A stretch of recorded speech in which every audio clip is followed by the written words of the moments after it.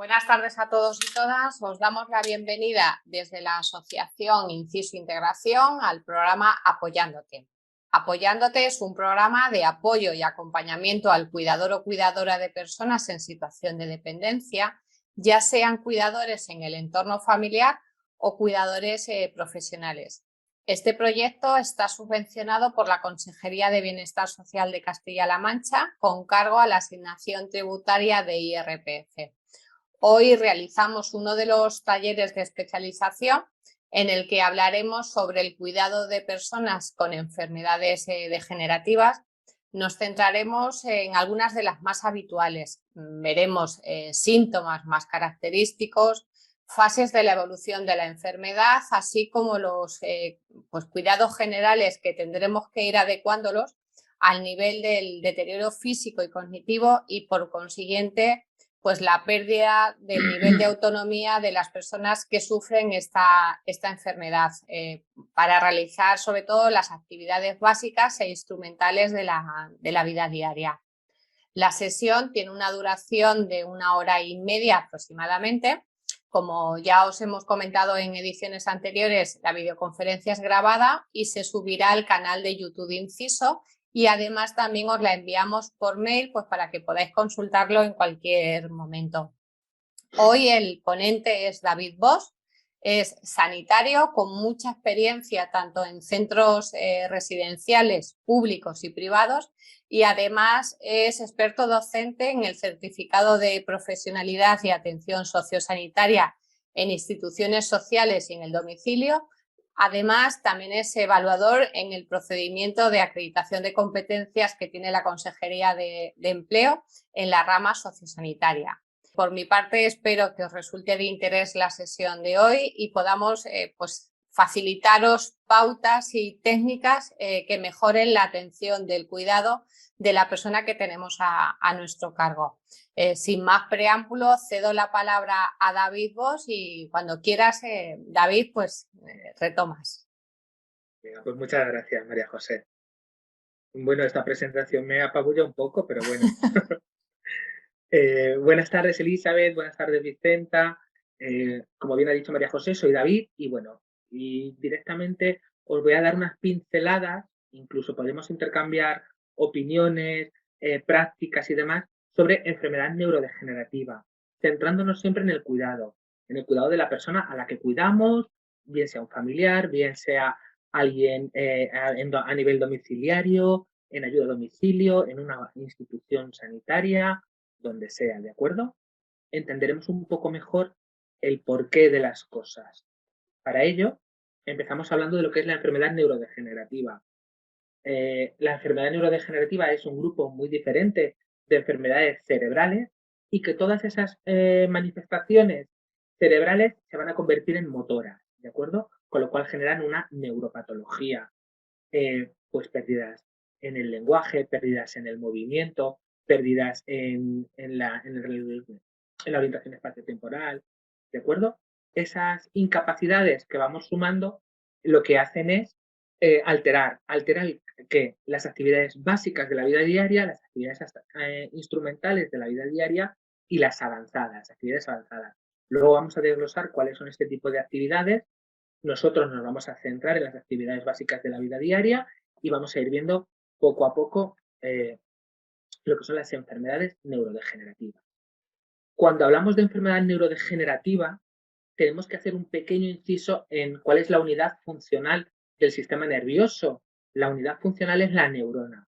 La mayoría de las enfermedades neurodegenerativas lo que hacen es atacar a las neuronas, con lo cual no van a poder realizar su función. ¿Cuál es la función principal de las neuronas? Reciben información, la procesan en el cerebro y mediante estímulos químicos y eléctricos vuelven a enviarla a el cuerpo para una respuesta. En este caso, una respuesta motora.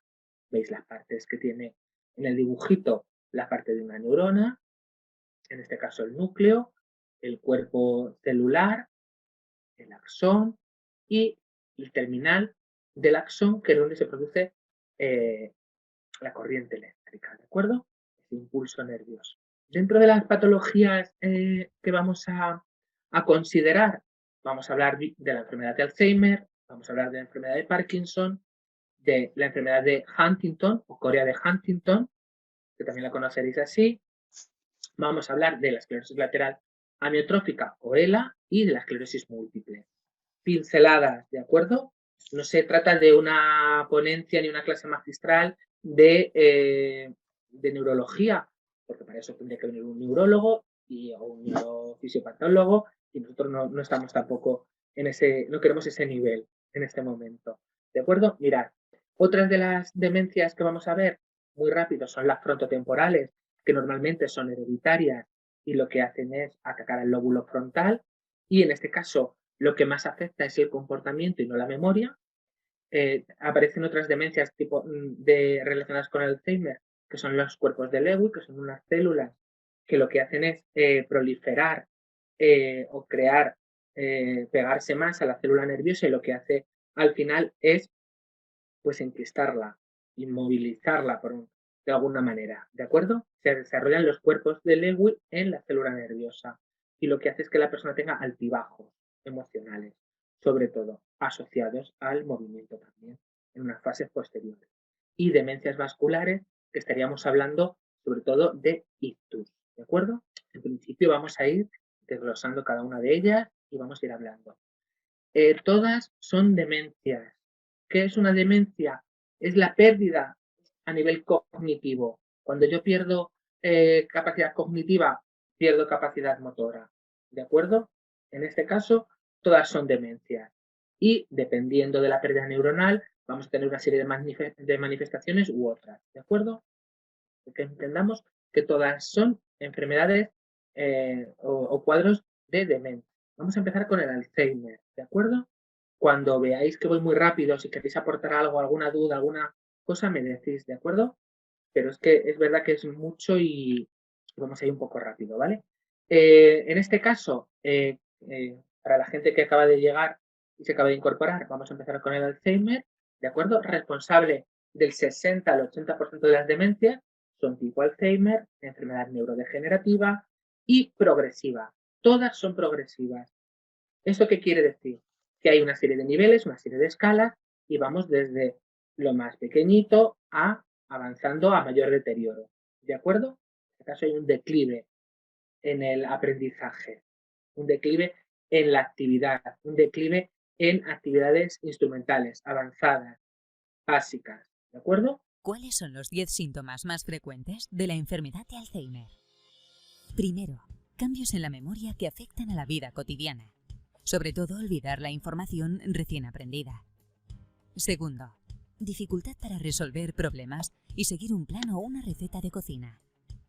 Tercero, dificultad para realizar tareas habituales, en casa, en el trabajo o en su tiempo libre. Cuarto, desorientación en tiempo y lugar, no saber dónde están o cómo han llegado hasta allí.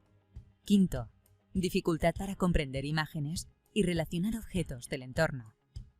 Sexto, problemas en el lenguaje oral y escrito, dificultad en poder seguir y participar en una conversación.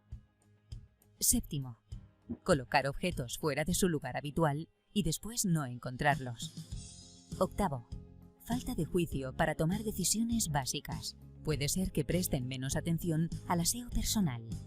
Noveno, pérdida de iniciativa para tomar parte en las actividades sociales. Décimo, cambios en el humor y la personalidad, como sentirse confundidos, deprimidos y enfadarse más fácilmente. ¿Vale? En este caso, síntomas indicativos de que hay una enfermedad. En este caso, el Alzheimer. Y nos ha dicho el vídeo, cambios en la memoria, cambios en el movimiento, cambios en las actividades básicas de la vida diaria, cambios instrumentales, alteraciones orientoespaciales. Son signos indicativos. ¿Qué quiere decir esto? ¿Que una persona tiene que tener todos estos síntomas? No.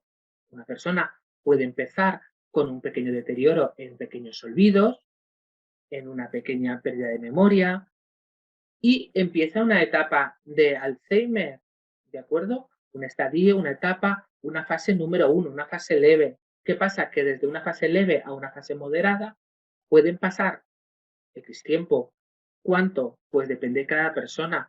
Hay gente que desde una etapa moderada pasa directamente a una fase grave de la enfermedad y ha pasado muy poco tiempo, ¿vale? Todo esto va a ser individual.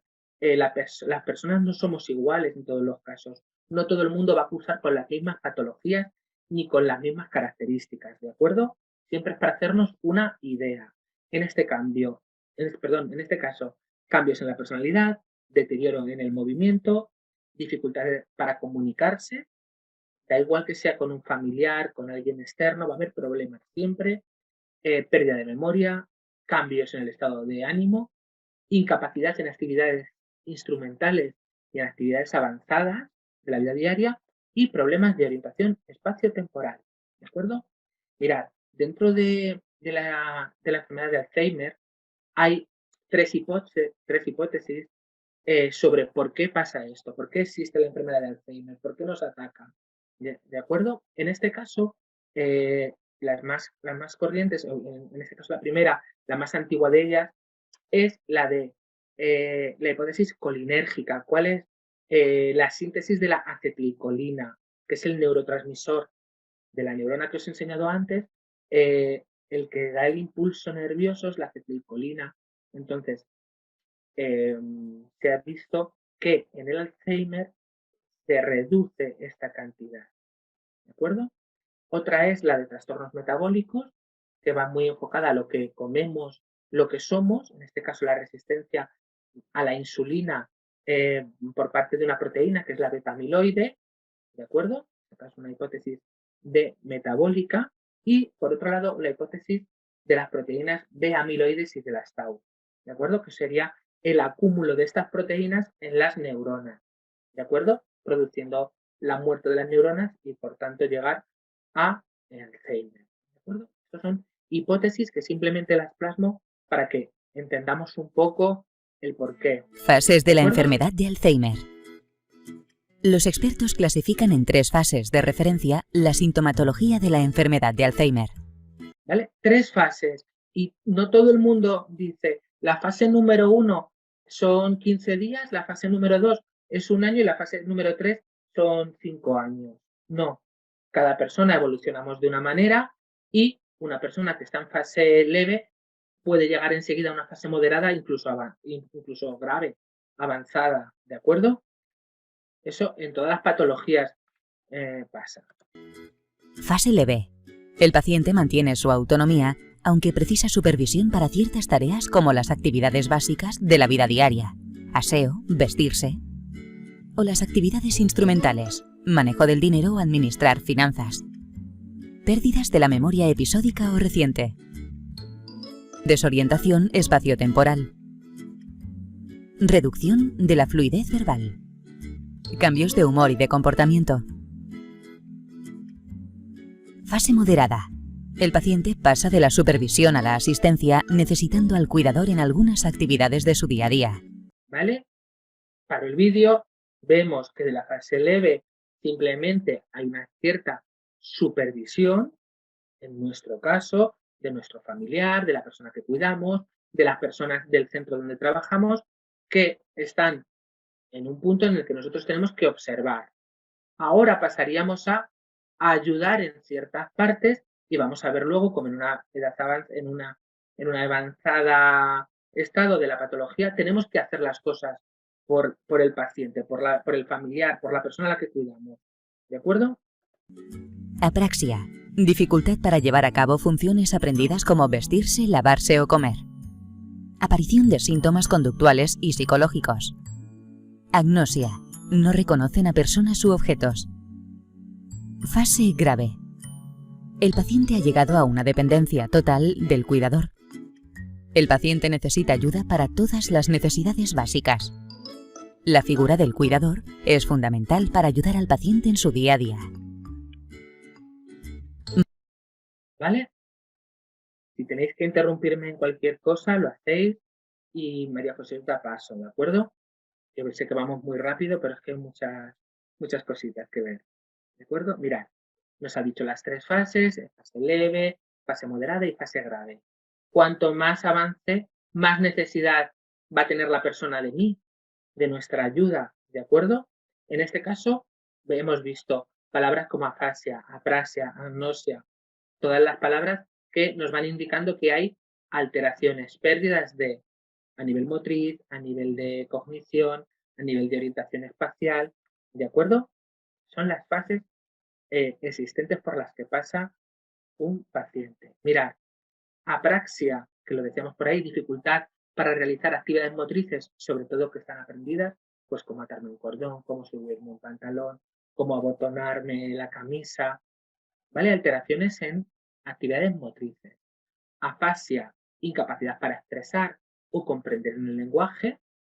Agnosia, que es toda la incapacidad que tenemos para recordar a alguien o recordar objetos.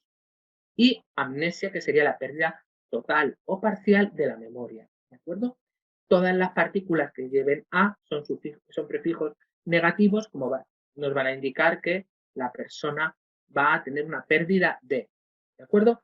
Este vocabulario quizás es muy extenso, que quizás es demasiado profesional, pero tenemos que entenderlo así, ¿de acuerdo? Pérdida de. En este caso a mí me interesa saber que la persona va a perder actividad motriz, va a dejar de hacer actividades de ocio, va a tener una labilidad emocional, va a tener alucinaciones, va a dejar de vestirse correctamente, va a ir desabrochado porque no sabe abrocharse, no porque se haya olvidado, sino que en ese momento no lo ha sabido hacer. Y quizás en otro momento lo puede hacer, ¿de acuerdo? Es una enfermedad bastante voluble. Mirad, dentro del cuadro clínico que nosotros vemos de la enfermedad de Alzheimer hay una serie de estadios, también dentro del cuadro clínico, que serían la predemencia, la demencia leve, moderada o grave. Cuanto más avance la enfermedad, mayor actividad tendremos que realizar de los pacientes. En este caso, la predemencia, que puede asociarse en muchos casos con la vejez en personas mayores y con el estrés en personas jóvenes, porque enfermedad de Alzheimer también hay en personas jóvenes, ¿de acuerdo? Aquí hay pequeños fallos en la memoria, olvidos pequeños, olvidos tontos, y que por eso esta fase puede pasar desapercibida. En la fase leve o inicial, la pérdida de memoria a corto plazo es mayor, la persona además puede no saber dónde está. En este caso, tenemos que ser conscientes de que en este punto hay algo raro ya. Ya tenemos que dar la voz de alarma como cuidadores y cuidadoras. La demencia moderada, en el cual nosotros ya vamos a ver que la persona no tiene independencia, necesita nuestra ayuda para ciertas actividades que hasta ese momento las hacía perfectamente, y que además voy a encontrar una labilidad emocional. La labilidad emocional es que el paciente un día está bien, otro día está un poco borde, que la persona el día de antes me dio 2 caramelos que le habían traído y unos bombones, y al día siguiente me dice que se los he cogido, ¿vale? Eso es la labilidad emocional, cuando la persona no está muy centrada y que no sabe muy bien cómo expresar esa emoción, incluso con conductas violentas, ¿de acuerdo? Aparecen las apraxias, las afasias, las agnosias, y las pérdidas de memoria en este caso son mayores. ¿Qué va a llevar esto? A una demencia grave. La pérdida de memoria va a ser tal en que la persona va a dejar de hacer sus actividades básicas de la vida diaria, como pueden ser peinarse, vestirse, incluso comer o descansar correctamente. ¿De acuerdo? El cuadro clínico, nosotras a lo mejor no sabemos diferenciar en qué fase, en qué estadio está, pero sí que tenemos que saber cómo atenderlo en todo momento, ¿de acuerdo? Antes de llegar a nuestra forma de atender a esa persona, explicaros rápidamente el diagnóstico, que nosotros no lo hacemos, lógicamente, pero sí podemos formar parte de eso, porque si yo trabajo en una ayuda a domicilio, en una de cuidador o cuidadora a nivel domiciliario, puedo informar al médico o a los familiares de la persona de cómo está la persona a la que cuido, y puedo formar parte de una evaluación, ¿vale? En la historia clínica, de los antecedentes familiares y de la entrevista que le hacen a los cuidadores y cuidadoras para ver la evolución de la persona. Una analítica de sangre, en este caso también se diagnostica mediante TAC, como tomografía sea computerizada, resonancia magnética nuclear y por tomografías de positrones, ¿vale? Y luego por técnicas de procesamientos electroencefalográficos. Todo esto son las pruebas diagnósticas que nos van a llevar a que la persona tiene una enfermedad de Alzheimer. La última prueba, que es una prueba histológica, ¿de acuerdo? Suele ser del tejido cerebral y es la que se produce en las autopsias, ¿de acuerdo? Esa está descartada como prueba diagnóstica, pero sí nos va a dar luego, después del fallecimiento, si tuviésemos que hacer una autopsia, revelar que la persona tiene o ha tenido enfermedad de Alzheimer. Diagnóstico. Nosotros participamos en la voz de alarma, en el que fulanito, menganita, no está bien ese día, no está bien al siguiente, y yo como cuidador o cuidadora tengo que darme cuenta de eso. Y no achacarlo a la vejez, o a que ya es mayor, o que no tiene ganas, o que como me pagan para que lo haga yo, no lo quiere hacer la persona. No, porque en este caso su capacidad cognitiva no es la adecuada. ¿De acuerdo? ¿Sí? Sé que voy muy rápido. Si necesitáis un parón, que vaya más despacio, me lo decís, ¿vale? José me da el timbrazo. Mirar, el tratamiento es muy fácil. Hay tratamiento farmacológico, no farmacológico y paliativo. En el caso del farmacológico, nosotras intervenimos en el fármaco que prescribe el médico. Nosotros no podemos darle lo que queramos. Normalmente, donepezilo o algún derivado del aspartato o algo así, ¿de acuerdo? Para la pérdida neuronal. Y los fármacos antipsicóticos para evitar las alucinaciones y que la persona tenga cuadros psicóticos y agresivos. En este caso, tratamiento farmacológico. Lo que nos prescriba el médico, nosotros tenemos que dárselo. Casi todos van un poco en la acetilcolina, ¿de acuerdo? Como neurotransmisor. Tratamiento farmacológico. Un tratamiento que no es farmacológico y que es en el que nosotros intervenimos muchísimo, que sería intervención social, tratamiento conductual, validación emocional y sensorial, la terapia de orientación a la realidad y terapia ocupacional. Mirad, dentro de la intervención psicosocial estaría la estimulación cognitiva y la intervención en el comportamiento, que nosotras como cuidadores y cuidadoras lo hacemos en el momento en el que yo me voy con la persona a la que cuido, bien sea a nivel individual, familiar, de ayuda a domicilio, en una residencia, y hago una salida al exterior y me voy con la persona a comprar el pan, ¿vale? Ya estoy generando una intervención psicosocial.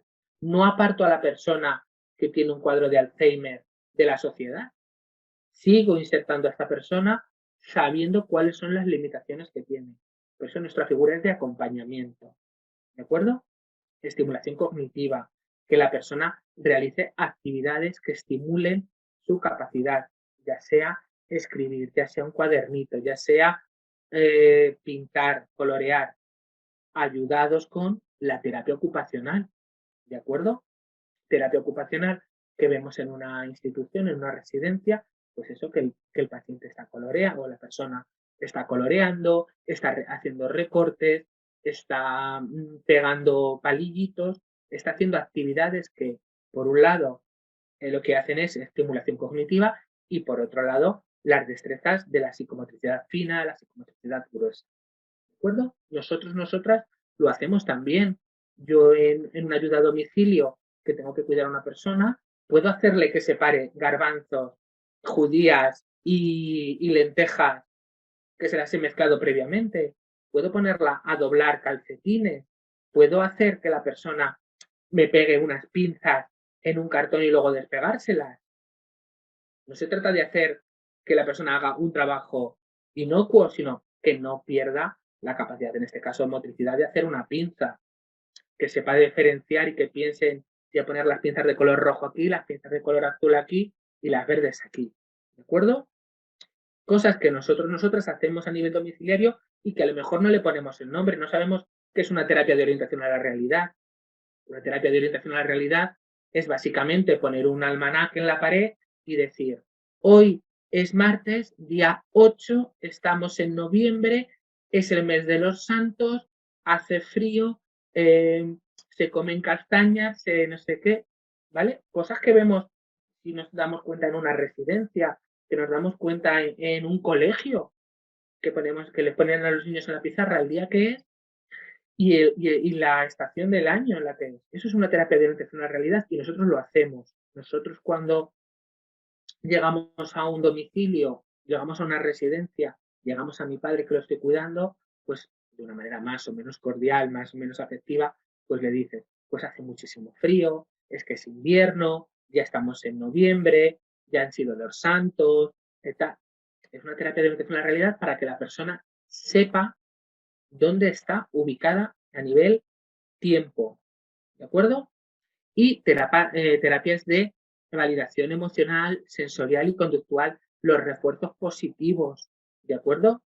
El reforzar al paciente la autonomía, el decirle, muy bien, muchas gracias, uy, qué bien te has peinado tú solo, ayúdame que voy a vestirte, vamos a la ducha, enjabónate tu zona, date en las rodillas, límpiate los ojos, todo eso, ¿vale?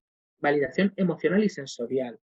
Y luego había otra serie de tratamientos que en este caso son todo investigación, que serían para el tema de Alzheimer, vacunas, ultrasonidos a nivel del tejido gris cerebral, un marcapasos cerebral, igual que hay un coronario, hacer como un marcapasos cerebral y el trabajo con células madre. Pero ya os digo que todo esto está en proceso de investigación.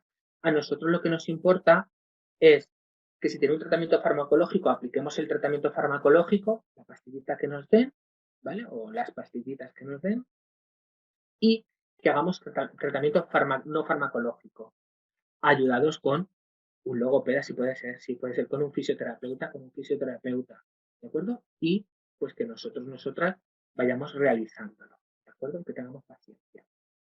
Cuidados, os he marcado aquí las tres actividades, las actividades más importantes, que son las actividades básicas de la vida diaria, las actividades instrumentales y las avanzadas. Habéis sabido hablar de esto seguramente, ¿de acuerdo? Quizás no sabéis catalogar las que son instrumentales o avanzadas, porque más o menos son ahí un poco, van en conjunto. Pero sí que es muy importante que determinemos que las actividades básicas son la alimentación, el descanso, la movilidad, la higiene, el control de esfínteres y el vestirme y desvestirme, ¿de acuerdo? Eso sería lo básico para la persona, para la supervivencia, en este caso, que las vamos a dejar un poco al lado, porque las vamos a ir viendo progresivamente, y después tenemos las instrumentales y las avanzadas. Mirad, las instrumentales serían todas las que son un poco más, que requieren más coordinación cognitiva y motora. Pues desplazarse, salir a dar un paseo, hacer una tarea doméstica como fregar el suelo, limpiar un cristal, administrar el dinero de una casa, poder contestar tranquilamente al teléfono de tu domicilio si te llama alguien, ¿de acuerdo? Serían pequeñas actividades o grandes actividades, en este caso instrumentales, que se requiere un manejo de algo. En este caso, pues si voy a hacer un huevo frito, pues el manejo de la sartén, el manejo de echar el aceite, la memoria de procesar primero el aceite, después el huevo, después la sal, después apago el fuego, ¿de acuerdo? Actividades instrumentales. Y por otro lado son las actividades avanzadas, que son todas las salidas pues a trabajar, salidas de ocio, que pueda practicar algún deporte, realizar algún viaje, gestiones fuera de casa, que como vais a ver, cuando las enfermedades neurodegenerativas vayan avanzando, la persona que antes podía ir al cajero o al supermercado a comprar, va a haber un momento en el que no va a poder hacerlo, que se va a olvidar de la compra, se va a olvidar del dinero, no va a saber qué tiene que hacer y que va a venir de la compra, sin el dinero o avisados o avisadas por alguna persona, algún vecino de que no ha sabido qué hacer, ¿vale? Vamos a ver la progresiva pérdida neuronal, primero en las actividades avanzadas, que son las más dificultosas, después en las instrumentales, en las que la persona ya no va a poder gestionar, pues eso, una tarea doméstica, ya no va a poder fregar el suelo, pues por dos razones, a nivel motriz, porque ya no puede coger el cubo, estrujar la fregona y demás, y a nivel cognitivo, porque no va a acordarse de cómo tiene que hacerlo. Y ya por último, las básicas. ¿De acuerdo? Sí, vais bien, chicas. Sé que voy muy rápido. Si os surge cualquier duda, claro, paráis a David y formuláis la pregunta. Se trata de que estos talleres no sea solo que David dé las explicaciones pertinentes, sino que vosotros intervengáis y, bueno, y aclarar las posibles dudas que os puedan surgir. Es una tarde para que dialoguemos entre todos, ¿vale? Pues nada, continuamos. Vale, mirad. Esta tabla, bueno, esta tabla de actividades básicas, instrumentales y avanzadas, se los tenéis que quedar aquí. Y esta también, que son los cuidados generales. ¿Cuidados generales de qué o de quién? Cuidados generales de la persona con enfermedad neurodegenerativa, con una demencia, se llame Alzheimer, Parkinson, cuerpos de Lewis, deficiencias frontotemporales, parálisis suprarrenales progresivas, da igual. Siempre, siempre, siempre tengo que hacer unos cuidados generales, unas normas a tener en cuenta. Ya sea que cuidéis de vuestro padre, de vuestra madre, de vuestro vecino, estéis en el domicilio, estéis en una residencia, en un punto, me da igual, donde sea. Siempre tenemos que tener en cuenta esto. Lo primero, y lo pongo en mayúscula, que es lo que yo menos tengo, que es paciencia. ¿De acuerdo? Paciencia. ¿Vale? A la hora de trabajar con ese tipo de pacientes o familiares. Muchísima paciencia. Dice ahí, crear ambientes seguros.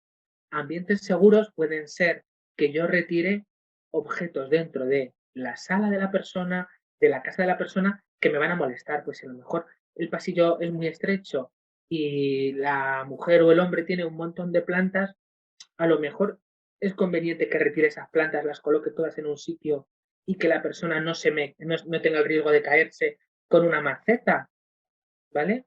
O gente que tiene un montón de adornos en un dormitorio, a lo mejor es mucho más seguro que yo quite esos adornos, deje una mesita sin mucho más que un vaso de agua, quizás una luz, para que la persona pueda encenderlo en mitad de la noche si se quiere levantar para ir al baño.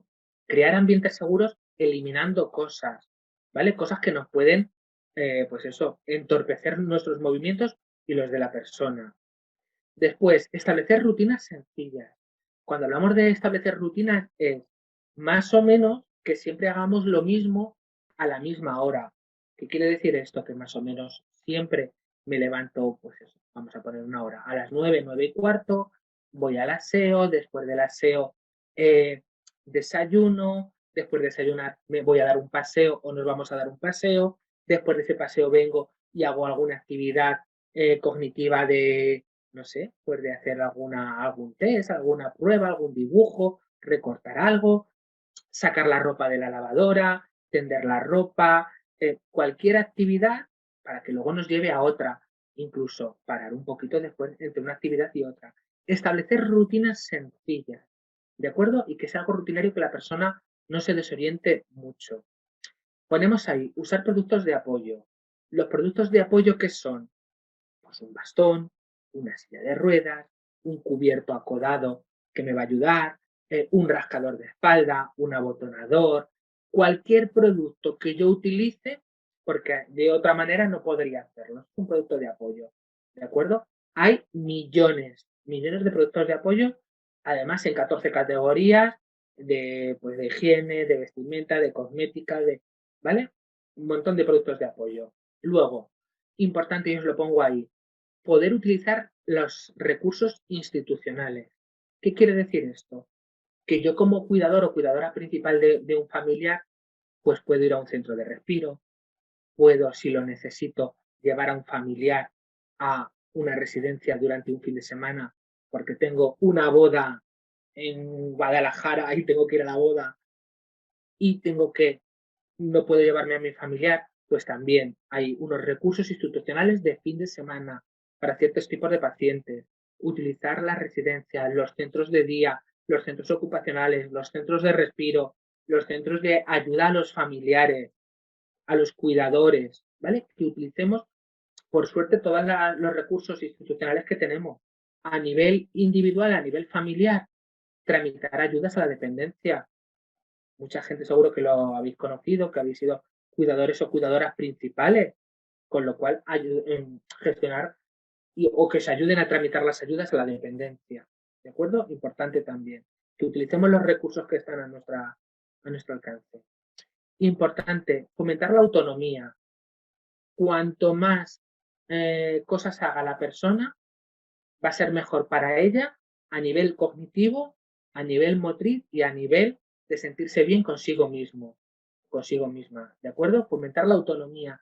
Cuantas más cosas hagan por ellos, por ellas, mejor. Evitar el conflicto.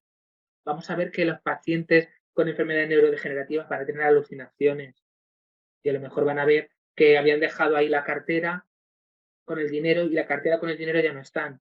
Y si nosotros nos encabezonamos en que sí estaba ahí, en que no, en que sí, en que no, tenemos un conflicto. Y un conflicto que nosotros podemos resolver, pero la persona con una enfermedad neurodegenerativa no va a poder resolver en poco espacio de tiempo. Con lo cual tenemos que evitar ese tipo de conflictos. O, por ejemplo, que hoy le guste comer paella y mañana no le gusta. Yo le doy paella porque siempre le ha gustado y ese día me dice que no, que a ella no le gusta o a él no le gusta la paella. Pues yo, por imperativo, no le voy a obligar a comerse la paella. Cambio el alimento. Evito un conflicto que, como sabéis, como cuidadores y cuidadoras, esto surge todos los días. El conflicto en ahora sí, ahora no, esto sí, esto no, tú sí, tú no, se da todos los días. Si trabajáis alguna en residencias, veis que a algún residente os tiene más cariño que a otras, quieren que tú les des la ropa y no la otra. Hay que evitar el conflicto, sí o sí. Mensajes claros, concisos. Vamos a dar un paseo. Salimos a la plaza. Ponte las zapatillas. Te ayudo a atarte los cordones. Todo muy. Yo no puedo decirle a una persona, venga, vístete, lávate y que nos vamos a ir a la plaza, que tengo que hacer un recado, que tengo que. No, porque la persona ya se pierde. La persona ya no sabe lo que le hemos dicho en un primer momento. Mensajes claros, breves, concisos y sobre todo potenciados con la comunicación no verbal. ¿De acuerdo? El extender una mano, el una sonrisa, que vean que no hay un imperativo, una imposición a la hora de realizar las cosas, sin llegar a infantilizar. Tenemos una costumbre, los cuidadores y cuidadoras, de infantilizar tanto a personas con síndrome Down, a personas mayores, a personas con discapacidad, que parece que si infantilizamos y, hola, bonito, sí, toma, venga, cielo, ta. Les hablamos ahí como niños. Es cierto que son personas mayores, son personas adultas, con lo cual no hay que infantilizar a la persona. Que lo hacemos de manera inconsciente, que lo hacemos incluso hasta con intención de realizar lo mejor posible, pero no es lo más correcto, ¿de acuerdo? El uso de pictogramas. Los pictogramas son sobre todo para las alteraciones fónicas. En este caso utilizamos, o cognitivas, utilizamos pictogramas en el que hay un dibujo de una taza del váter, hay un dibujo de un plato de comida, de una cama, en el que la persona nos señala lo que quiere en ese momento, el uso de pictogramas, que cada vez están más en desuso, os lo digo. Después, por ejemplo, realizar, respetar los tiempos, muy unido a la paciencia, a que la persona sí yo puedo hacerlo, insisto, si estoy a nivel domiciliario, si estoy cuidando de mi padre, de mi madre, en una residencia quizás tenemos otro imperativo que es las prisas y tal, pero si yo puedo hacerlo, respetar el tiempo para generar una autonomía en el paciente, que la persona vaya haciendo las cosas poquito a poco, ¿de acuerdo? Haciendo útil siempre a la persona, siempre tenemos que fomentar la autonomía, que se sienta útil. Uso de geolocalizadores, vamos a ver que la persona se desorienta en el espacio, en el tiempo, y que a lo mejor ha salido a por el pan y no sabe dónde está. Pues para eso están las famosas pulseritas, localizadoras, ahora con los móviles, ¿de acuerdo? Que hay muchas aplicaciones en los móviles para tener localizados a las personas, pues eso, que tienen una demencia y se les olvida en este momento dónde han ido o dónde están. Y luego, vamos a ver también un poco la limitación de opciones. Cuando la persona tiene que elegir, tiene una enfermedad neurodegenerativa, no vas a ver muy bien si tú tienes un armario y hay 8 chaquetas, 20 pantalones y 5 abrigos. Tengo que limitar eso, tengo que limitar en que elija entre 2 abrigos, 2 camisas y 2 pantalones, como mucho, ¿de acuerdo? Para evitar ese conflicto interno que va a tener en el que se pongo, en la duda, en todo esto, ¿de acuerdo? Os hablo de unos cuidados generales, son cosas de lógica, son cosas que muchas veces las tenemos en cuenta, pero hay veces otras en las que no pensamos y que son un poco, pues eso, de pensar, ¿vale? Cuidados generales. Y ahora nos centramos en los cuidados de actividades básicas de la vida diaria, los que nos interesan a nosotros como cuidadores y cuidadoras, que son la alimentación, son el descanso, son el control de esfínteres, la higiene, el vestido, la movilidad, ¿vale? Y vuelvo a repetir lo mismo, son cosas de lógica y que seguro que vosotras y vosotros podéis aportar también cosas de las que hacéis, seguro, porque mirad, dentro de la alimentación tenemos que recordar comer, hidratarse a la persona, porque la persona se va a olvidar de comer en un estado avanzado de la enfermedad de Alzheimer, como en otras enfermedades neurodegenerativas, la persona se va a olvidar de comer. O la persona a nivel motriz no va a poder comer y lo que hace es no comer.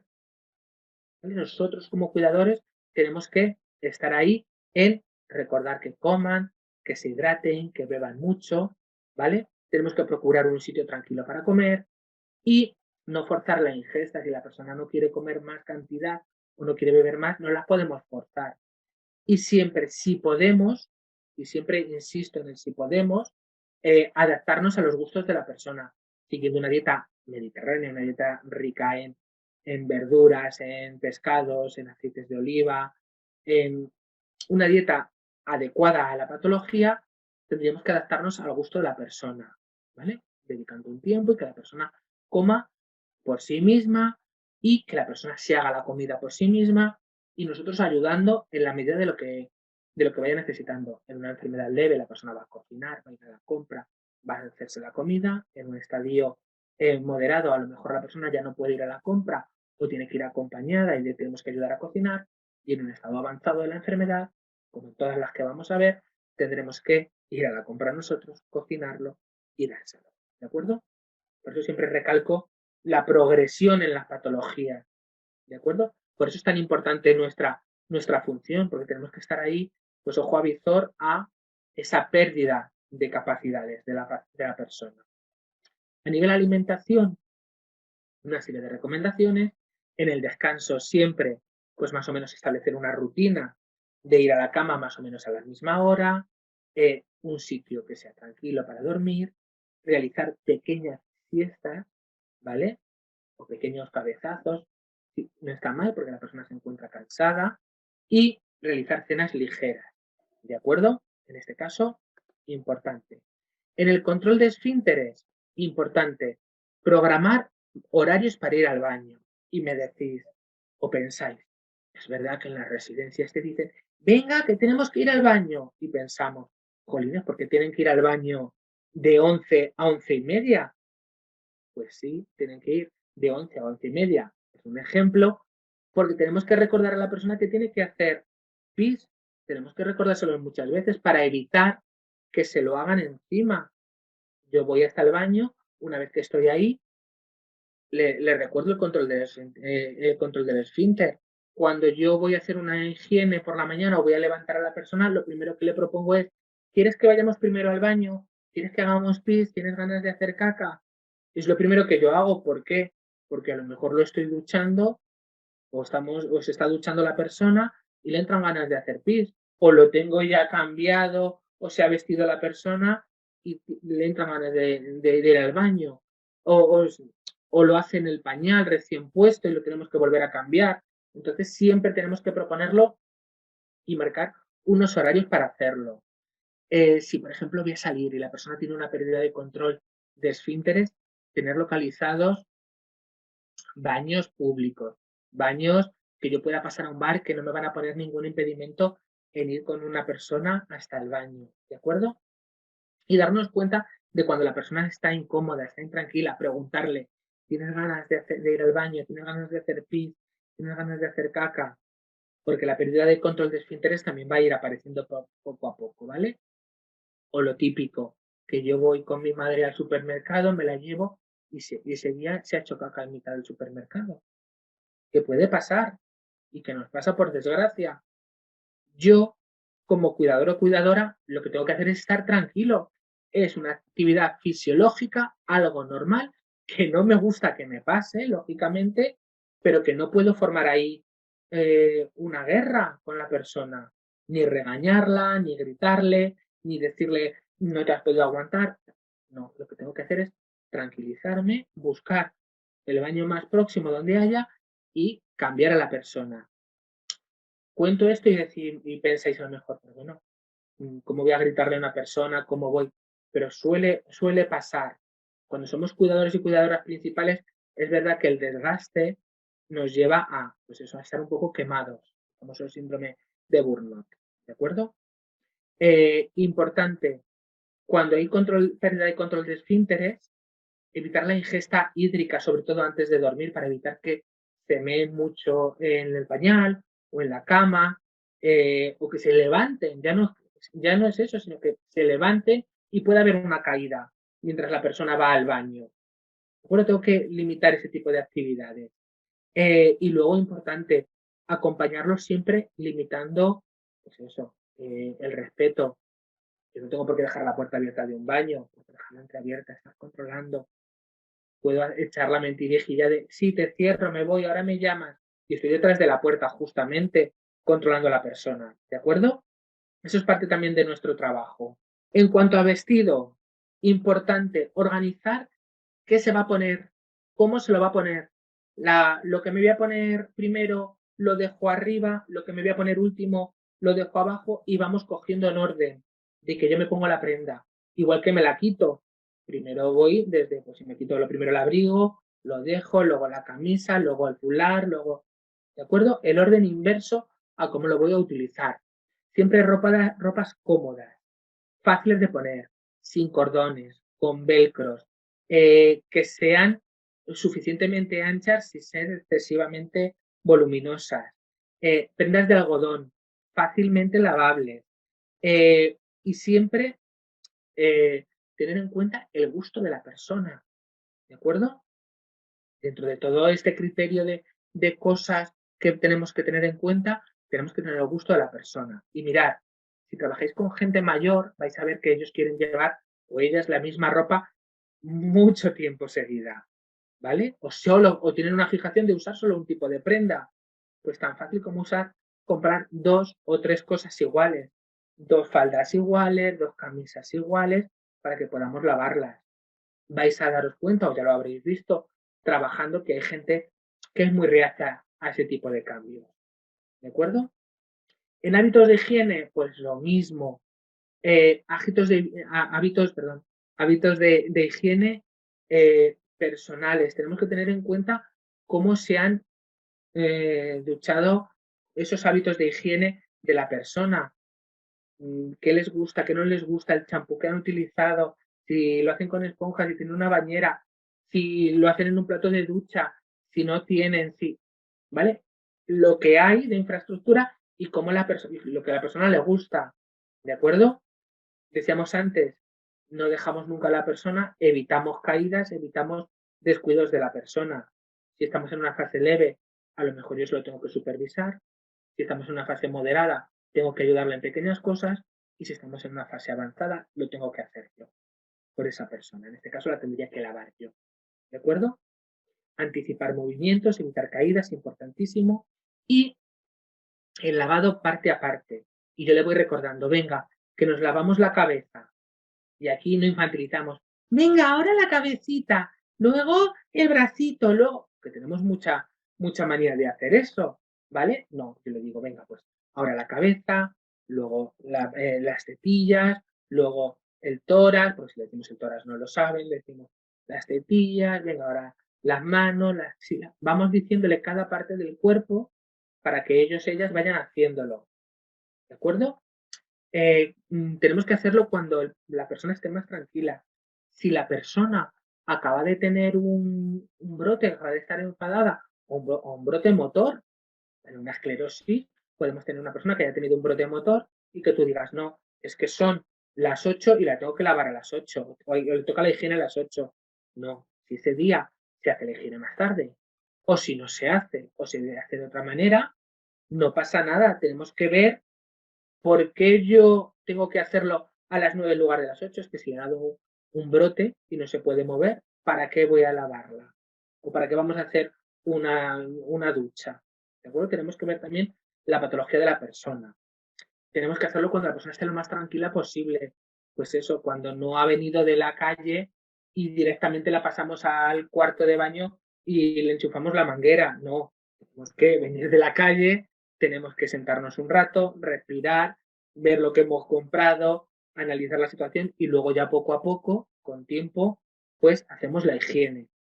Y siempre hacerlo un poco preservando la intimidad de ellos. Tanto si están en una fase leve como moderada como avanzada. Incluso como si no tienen ninguna patología neurodegenerativa. Si yo estoy trabajando en una institución pública, privada, personal, tengo que tener en cuenta la intimidad. ¿Vale? Y por último, la movilidad. Realizar pequeños paseos, pequeñas actividades físicas, usar los productos de apoyo, pues un andador, unas muletas, una silla de ruedas. Puedo utilizar un balón para pasármelo y estar pasándonos el balón. Puedo utilizar una madeja de hilo para que la persona vaya enrollando la madeja de hilo. Puedo utilizar pequeñas actividades, pequeñas cosas que van a ayudar a la movilidad.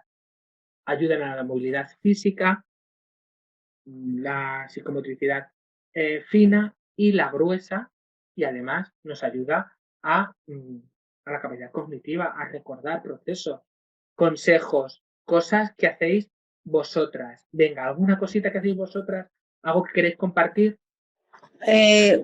Elizabeth, voy a hablar un minuto. Hola, Elizabeth, sí.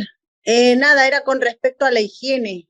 El tema de la higiene, que claro, a veces te ponen en apuros porque te ponen un orden y hay que hacer lo que dicen los de arriba. Y entonces a veces es un poco que te choca eso, porque no quieres hacerlo así a ese estilo, con esas prisas, y en ese tema de la higiene, y los abuelos también, como no les gustaría, a mí no me gustaría que me meta a las prisas ahí, boom, vamos que el desayuno y todo un orden. Entonces a veces va en contra lo que nosotros sentimos y queremos, y los demás lo que te imponen. Ese está el choque ahí no sabes, muchas veces tienes que...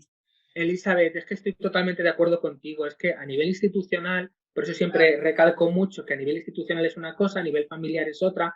A nivel institucional nosotras no podemos cambiar la forma de trabajar, podemos mejorarla.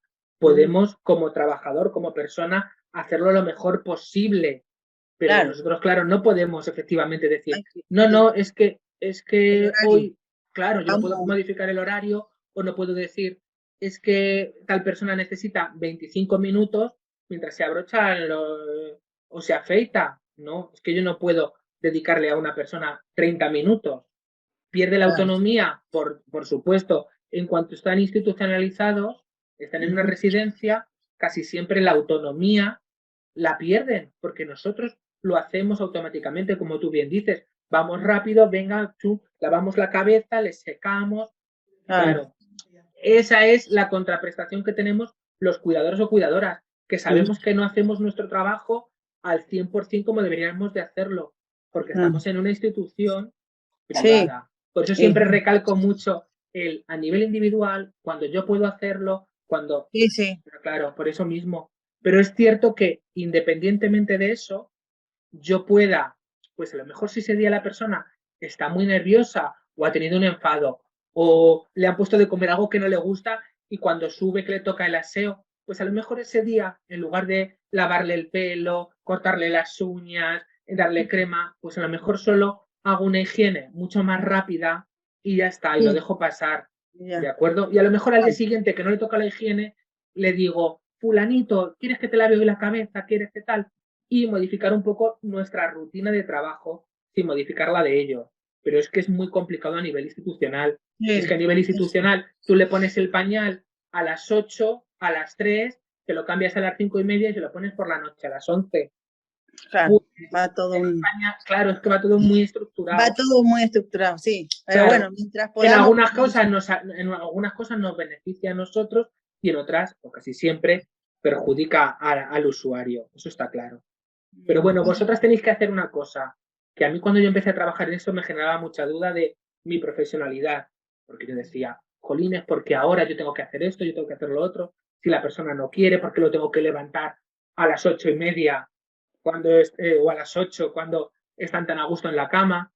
Vosotros pensar que lo que hagáis, lo hagáis de la mejor forma posible, con el mejor trato posible y de la manera que la persona esté más contenta dentro del descontento, que le facilitemos la mayor autonomía posible y reforzar a la persona.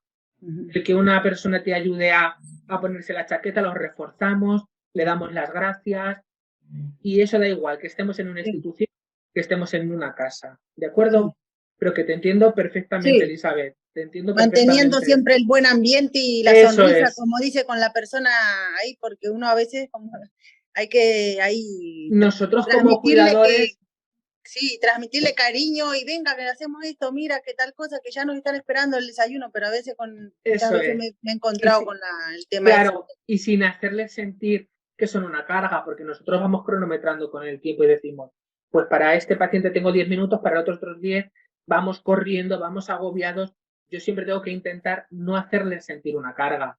Llevo mucha prisa, fulanita, pero da igual, que se esperen, aunque luego tengas que correr muchísimo, aunque que se esperen, sabes que no es verdad, sabes que estás corriendo peinándola porque te tienes que ir a otro paciente, ¿de acuerdo? Pero no tengo que hacerlo, no tengo que transmitírselo, que ese es el problema. Y es lo complicado realmente de una institución. Sí. El tiempo. El tiempo y la poca gente que trabaja en instituciones. Pero bueno, muy bien esa parte. En las diapositivas que has puesto luego las puedes pasar. La diapositiva lo que vamos a hacer es que el vídeo se edita y se graba en primer lugar y se edita y os lo vamos a enviar por correo electrónico. Vale, si tenéis interés en tener lo que es la diapositiva físicamente, bueno, lo podemos enviar también junto al enlace del vídeo si estáis interesadas. Yo las diapositivas sí me gustaría, lo que sale en las letras y todo eso, sí. Vale, pues lo preparamos y el día que os enviemos el vídeo lo enviamos junto a como un archivo adjunto. Vale. De acuerdo, gracias. Venga, pues mirad, seguimos con una enfermedad, en este caso hemos visto el Alzheimer, ¿de acuerdo? Que está más relacionado a las pérdidas de memoria, y ahora vamos al Parkinson, que está más relacionado, sigue siendo una enfermedad o una demencia neurodegenerativa, pero está más asociado a el movimiento. En ambas igual, pero vamos a verlo, ¿vale? Entendiendo la enfermedad de Parkinson. La enfermedad de Parkinson es una de las enfermedades degenerativas más comunes del sistema nervioso. Es más común en personas mayores de 65 años de edad y puede afectar también a personas más jóvenes. Los pacientes menores de 40 años se clasifican como Parkinson de inicio precoz y representan entre el 10 y el 15% de todos los casos. En la enfermedad de Parkinson, ciertas neuronas específicas del cerebro comienzan a fallar. Dichas neuronas producen menos cantidad de una sustancia química llamada dopamina que participa en la generación de movimiento. Los científicos aún no saben exactamente qué lleva a la muerte de estas neuronas productoras de dopamina. En la mayoría de los casos, se cree que el Parkinson se debe a una combinación de cambios genéticos y factores ambientales, y que los pacientes con inicio precoz de la enfermedad tal vez tienen una mayor contribución genética. Los síntomas del Vale, hasta ahí hemos Parkinson se visto pueden que no sabemos muy bien si hay una correspondencia con genética, una correspondencia por uso de plaguicidas, de pesticidas, de sustancias tóxicas, ¿de acuerdo? No está al 100% claro del porqué del Parkinson, ¿de acuerdo? clasificar a grandes rasgos en dos tipos: motores o relacionados con el movimiento y no motores. Los síntomas no motores podrían aparecer antes, pero también pueden presentarse durante la enfermedad. Entre los síntomas no motores del Parkinson pueden incluirse los siguientes: pérdida del sentido del olfato, problemas para dormir, estreñimiento y depresión. Algunos síntomas no motores del Parkinson pueden estar asociados con los medicamentos que se indican para la enfermedad. Entre ellos se encuentran los siguientes: somnolencia durante el día, alucinaciones o ver cosas que en realidad no existen, descenso de la presión arterial y psicosis o pérdida temporal del contacto con la Vale, realidad. ¿qué nos quiere decir esto? Que yo estoy tomándome una medicación para el Parkinson, pero que esa misma medicación, como nos pasa con cualquier otra patología, lo que hace es provocarme unos síntomas. Y a mí me baja la tensión, tengo alucinaciones, no sé muy bien dónde estoy, tengo somnolencia, y decimos, jolines, si voy a tener todos estos síntomas, ¿para qué me lo tomo? ¿Para qué me tomo la medicación? Esto como en cualquier patología que yo tengo. Yo tengo un dolor de cabeza o tenemos un dolor de cabeza, me tomo un paracetamol, me tomo un ibuprofeno y sí, se me va a quitar el dolor de cabeza, pero a lo mejor me va a atacar progresivamente al hígado. O sea, lo que es bueno para una cosa es malo para otra. En el caso del Parkinson es muy llamativo, ¿de acuerdo? ¿Cómo afecta el tratamiento a la persona? Informe a su médico si tiene algunos de estos síntomas. Cambiar los medicamentos puede ayudar. El temblor no siempre está presente, pero en muchos casos puede ser el síntoma motor más notable Es de lo la que enfermedad conocemos de nosotros, el Parkinson. temblor. Generalmente, el temblor se presenta cuando las manos están en reposo, pero también puede ocurrir en las piernas o incluso en el mentón. El temblor de las manos en reposo se describe a menudo como rodamiento de la píldora o mano cuenta monedas por el movimiento del pulgar y otros dedos involucrados.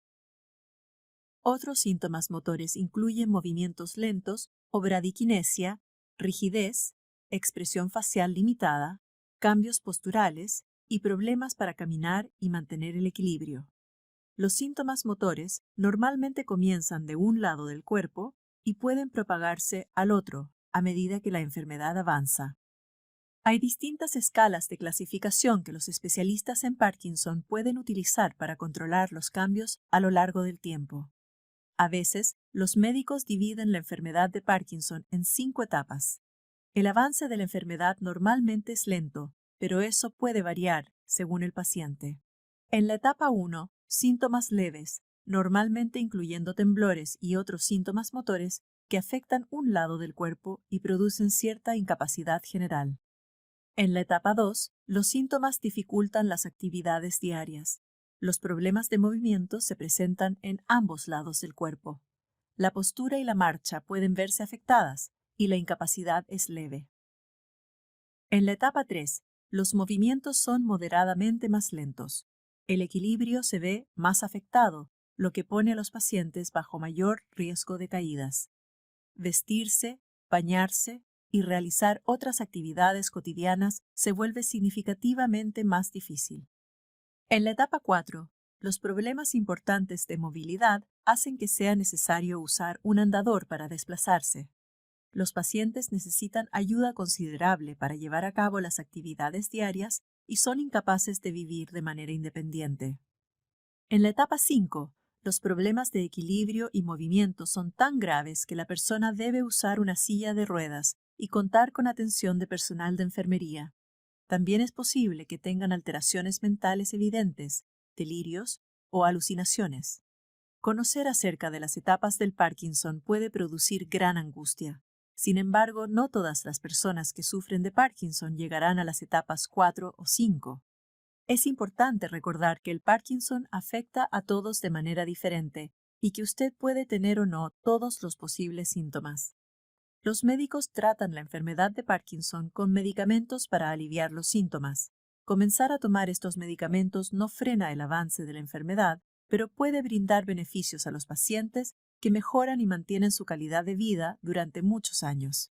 Las terapias avanzadas, como la implantación quirúrgica de un estimulador cerebral profundo, también pueden ayudar en determinados casos. Si sospecha que tiene Parkinson, es fundamental que consulte a un especialista en Parkinson y otros trastornos de movimiento, quien lo examinará detenidamente. Puede buscar ¿Vale? los centros de Bueno, pues en excelencia de este Parkinson. vídeo explica muy bien lo que es el Parkinson, las etapas, explica en muy poco tiempo lo que nosotros queremos saber realmente del Parkinson, que es una enfermedad neurodegenerativa producida por un déficit, en este caso de dopamina, que es el neurotransmisor, ¿vale? Y que lo que va a hacer es provocar en la persona unos movimientos lentos, que se llama bradicinesia, una rigidez en el tono muscular, un temblor, que es lo característico que si nosotros hablamos o escuchamos la palabra Parkinson, nos va a venir a la memoria, ¿vale? Temblores, pérdida de estabilidad y sobre todo, pues eso que es evolutivo. Empezamos con el movimiento de una mano o de la mandíbula hasta llegar a terminar en silla de ruedas o en cama. La clasificación se hace mediante una escala de evaluación. La más importante os dejo ahí abajo por si lo queréis ver luego en casa, porque son 45 ítems que se valoran, ¿vale? Y que son muy variados, que van desde el ocio hasta el estado de ánimo, hasta las alteraciones motoras, ¿de acuerdo? Esta es otra escala que también se utiliza mucho, pero que nosotros no la vamos a ver. Y las causas importantes, en este caso, la neurodegeneración, factores ambientales, genéticos, como hemos dicho antes, asociados a enfermedades metabólicas, importantísimo, pues el gluten, la insulina, ¿de acuerdo? Y muy asociado también a plaguicidas, insecticidas, herbicidas, sustancias tóxicas y sustancias de productos de trabajo, pues gente que trabaja en fábricas textiles, que trabaja pintando coches, pintando casas, ¿vale? Muy asociado a ese tipo de trabajos. Y en muchas ocasiones enmascarado con el envejecimiento. Ah, es que tiembla porque ya es mayor, ¿vale? Que puede ser, o puede ser porque tiembla porque tiene una enfermedad de Parkinson, ¿de acuerdo? Las causas están ahí. Manifestaciones motoras, como lo ha explicado en el vídeo muy bien. Alteración de la motricidad fina, hay temblores, baja el tono muscular, que hay hipotonía, la letra se hace cada vez más pequeña al escribir, por ejemplo, que es una micrografía.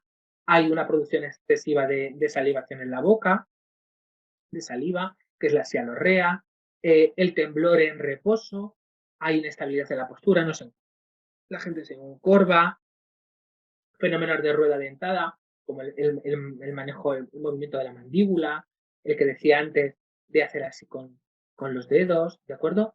Manifestaciones motoras, ¿de acuerdo? Luego hay otras manifestaciones que no son las motoras, que son las psicosis, las depresiones, la inestabilidad o la labilidad emocional, los cambios de humor, ¿vale? El cansancio continuo, el dolor de cabeza continuo, los trastornos en el sueño, y ahí hay una palabra que está muy de moda ahora con el COVID, que es la anosmia, el que la persona no pueda oler, ¿de acuerdo? Se ha puesto muy de moda porque nos ha dado a todos que huelo, no huelo, tengo COVID, no tengo COVID, ¿de acuerdo? Por la anosmia. En este caso, a manifestaciones no motoras, manifestaciones emocionales y sociales. Diagnóstico, pues el diagnóstico es claro, va a estar basado en el triaje de la rigidez, el temblor y los movimientos lentos y, en este caso, con un análisis de marcadores genéticos, ¿de acuerdo? Con un TAC y con la aplicación de levodopa. La levodopa, en este caso, lo que nos va a producir es que la persona tenga menos temblores, ¿de acuerdo? Nosotras como cuidadores, pues nada, nos dicen, tenéis que darle esta pastilla, pues esta pastilla, ¿de acuerdo? Nosotros luego tenemos que hacer otra serie de actividades. Como ha explicado muy bien en el vídeo, hay varias fases del Parkinson en las que empiezan a haber movimientos involuntarios, rígidos, espásticos en una parte del cuerpo y que progresivamente, como bien explicaba, van a irse al otro hemisferio, van a ser más bruscos, me van a limitar más a la hora de hacer actividades avanzadas, instrumentales y actividades básicas de la vida diaria. Vamos a ir disminuyendo en reflejos, va a ser casi imposible caminar sin un bastón, sin un andador, me voy a caer, me voy a empezar a temblar. Cada vez, cuanto más avance la enfermedad, menos actividades voy a ir pudiendo hacer por mí mismo. Voy a necesitar nuestra ayuda o la ayuda de una persona, ¿de acuerdo? Las fases, que son 5, ¿de acuerdo? Tratamiento farmacológico con levodopa, casi siempre, o con estimulación cerebral, que era como ha salido en el vídeo, quirúrgico con una estimulación cerebral profunda, incluso con la implantación de un marcapasos cerebral, y rehabilitadora, ejercicio físico, la atención de un terapeuta ocupacional, la atención de un fisioterapeuta, la atención de un logopeda, la atención de un buena cuidadora que, pues eso, me ayuda a dar un paseo, me acompaña a hacer una actividad, me acompaña haciendo un ejercicio de colorear, me estoy saliendo del dibujo, pero no le importa, no me regaña, me centra la mano en el dibujo para colorear, ¿vale? Dentro del trabajo rehabilitador, ahí la figura del cuidador-cuidadora es importantísima. Aquí en este caso, el tratamiento farmacológico y, que es importante, en este caso para nosotros, la levodopa, que es lo que casi siempre van a utilizar. Cuidados generales, en este caso, los hemos dicho antes, paciencia, establecer planes de cuidados, que haya un ambiente seguro, que hagamos unas rutinas, usar productos de apoyo, usar los recursos comunitarios, fomentar la autonomía, respetar los tiempos, mensajes claros, breves, sencillos, hacer útil a la persona. Esto ya lo hemos visto antes, esto ya está interiorizado en nuestra cabeza. Siempre, siempre, siempre tenemos que tener estos cuidados generales presentes, ¿de acuerdo? Lo que nos importa a nosotros, sobre todo, actividades básicas de la vida diaria, alimentación, lo hemos dicho antes, proponer pequeñas cantidades de comida, que la persona coma 4 o 5 veces, que coma a su gusto, pero que además tenga las normas de una dieta adecuada al Parkinson, adecuada a su edad, adecuada a su gusto, ¿vale? Y sin una limitación en el tiempo. Y muy importante aquí es alimentos fríos que nos van a ayudar a deglutir, ¿vale? Por eso lo remarco ahí. Es importante que le demos ciertos alimentos fríos, mucha agua, mucho tal, para que la deglución sea más cómoda para la persona. Eso no quita que la carne que se va a comer ese día esté caliente, que una sopa esté caliente, pero siempre acompañado de algo frío para favorecer la deglución. Y aquí sí o sí vais a utilizar muchos productos de apoyo.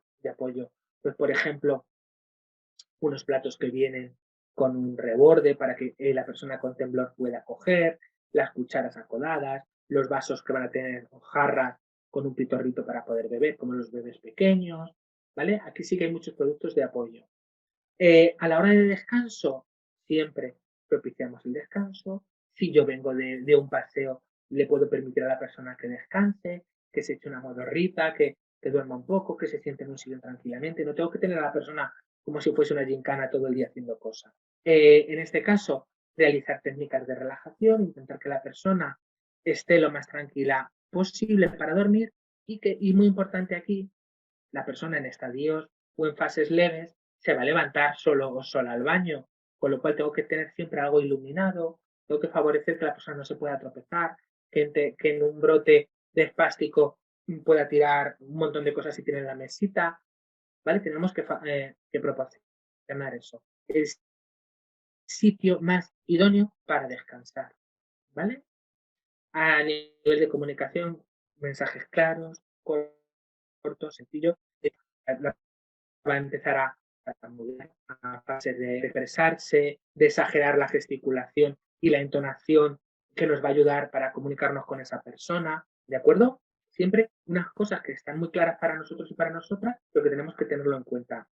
Mirad, cuando vamos a vestir o desvestir o cuando vamos a hacer las higienes o darles de comer, siempre cuando la persona ha tenido una crisis o un brote, tenemos que esperar a que la medicación haga efecto. ¿Para qué?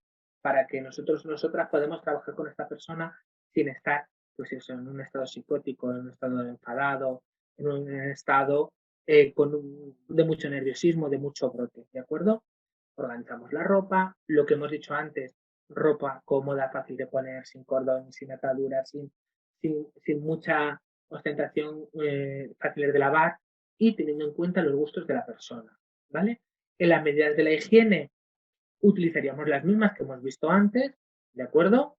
Y en la movilidad, aquí sí que es importante, pues eso, por ejemplo, realizar pequeños paseos, realizar actividades físicas, pues eso, lo que decíamos antes, rodar una pelota, trepar, utilizar unas mazas, hacer algún juego que sea físico, bien sentado, pues eso, estirar una pierna, levantarnos de la silla, ponernos detrás, ese tipo de actividades. Utilizar los productos de apoyo y aquí importante, que los pasos sean largos, ¿de acuerdo? Y siempre acompañados de las manos, el balanceo de manos que nos va a dar estabilidad. Y los pies tienen que ir aproximadamente unos 20 centímetros separados para evitar chocarse. Nosotras como cuidadores no vamos con 1 metro. No, ahora sí, ahora uy, que te has pasado 25 centímetros, 15. No. Tenemos que dar esa pauta a la persona de hacerlo con ella.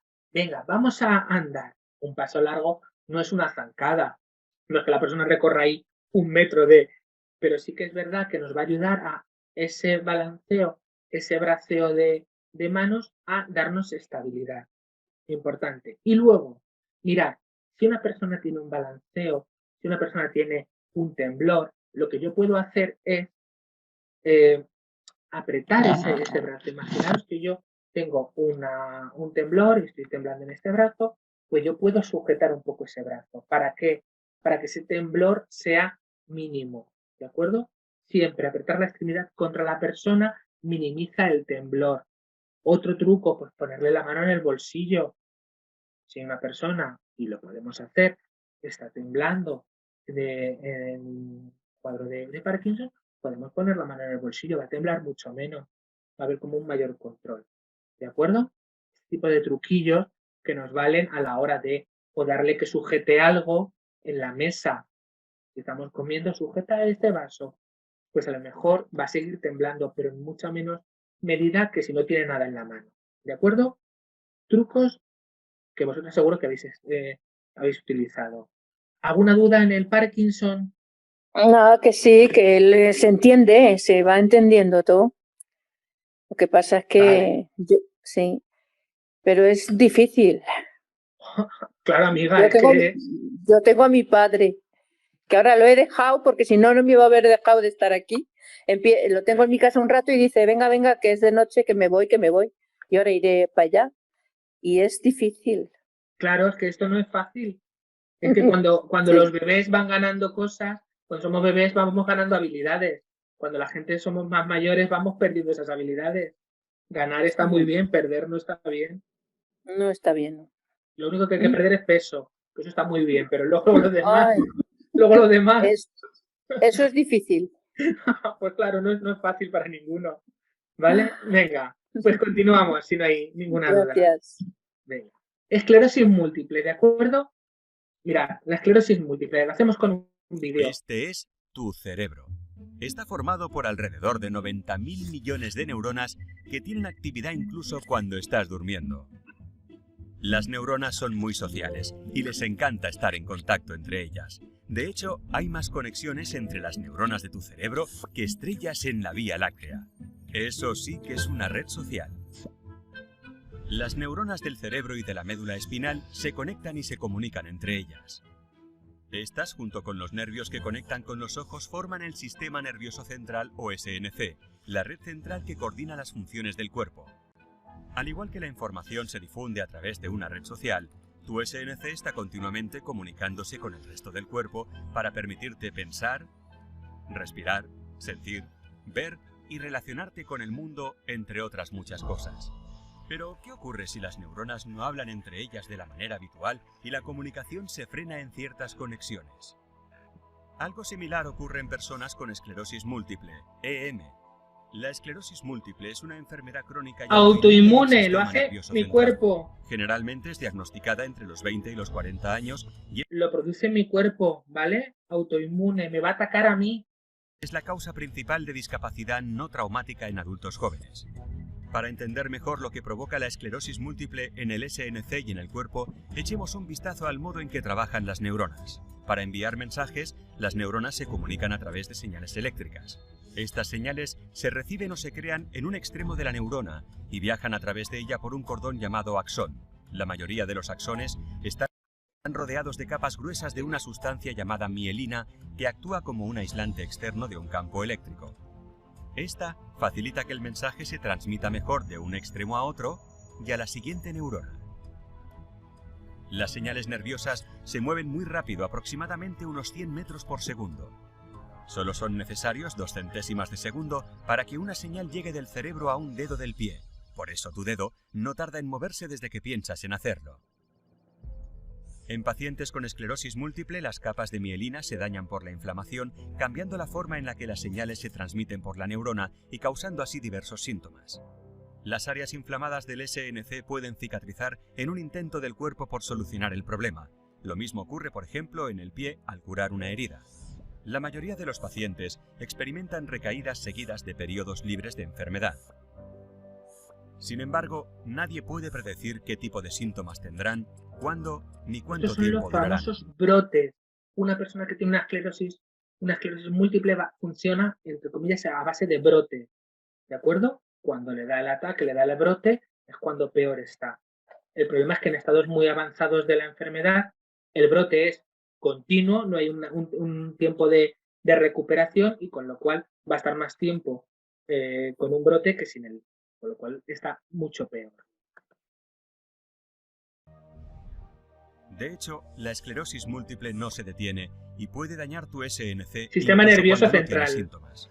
Pero, ¿qué hay detrás de este ataque al sistema nervioso? Parece ser que el propio cuerpo es el responsable de ello. De hecho, la esclerosis múltiple no se detiene y puede dañar tu sistema nervioso central incluso cuando no tienes síntomas.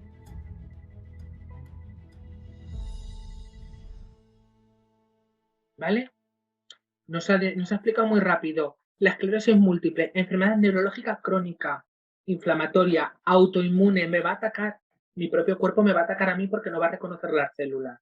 ¿De acuerdo? Porque esas células se han quedado sin mielina y al quedarse sin mielina mi cuerpo entiende que no son esas células nuestras y nos ataca. ¿De acuerdo? Por error. Causas, en este caso desconocida, siempre asociado a genética y factores ambientales o infecciosos, que yo tenga una infección, por lo que sea, y después genere una esclerosis, ¿de acuerdo? Y también muy relacionado ahora con, lo repito otra vez, con lo que comemos, con el gluten, ¿de acuerdo? Aumento de la permeabilidad intestinal. Por eso es tan importante y porque ahora hay tanta gente que es celíaca, que es diabética, que es porque cada vez comemos peor y eso nos ataca más a la gente, ¿de acuerdo? Causa, en principio, desconocida.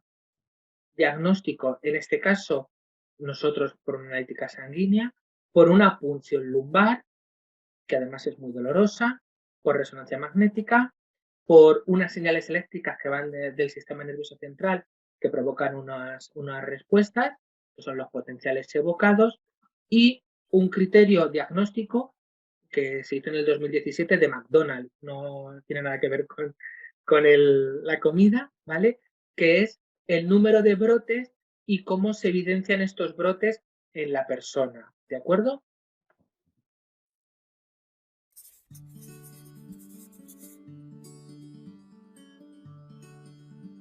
Los síntomas. La esclerosis múltiple tiene su inicio entre los 20 y 40 años. Puede empezar de dos formas principales. Forma recurrente remitente. Los síntomas están presentes por un periodo de semanas o meses y luego mejoran progresivamente. A este tipo de síntomas los denominamos brotes. Como los síntomas aparecen, desaparecen y luego pueden reaparecer, hablamos de periodos de remisión o de recurrencia. Esto ocurre en un 85% de los casos. Vale, esa es la forma más corriente. Tengo un brote, cesa ese brote, vuelve a aparecer, vuelve a cesar. La forma más corriente. Tras unos 15-20 años desde el inicio de la enfermedad, puede haber un cambio en el curso de la misma. Esto significa que aquellos pacientes que se iniciaron con brotes empiezan a empeorar también entre estos brotes. A eso se le llama forma secundaria progresiva de la esclerosis múltiple. Esclerosis múltiple primaria progresiva. Los síntomas aparecen y empeoran progresivamente a lo largo de los años. ¿Qué síntomas son los más característicos de la enfermedad? Los síntomas pueden ser muy variables, ya que el daño de la mielina se produce en distintos sitios del sistema nervioso central.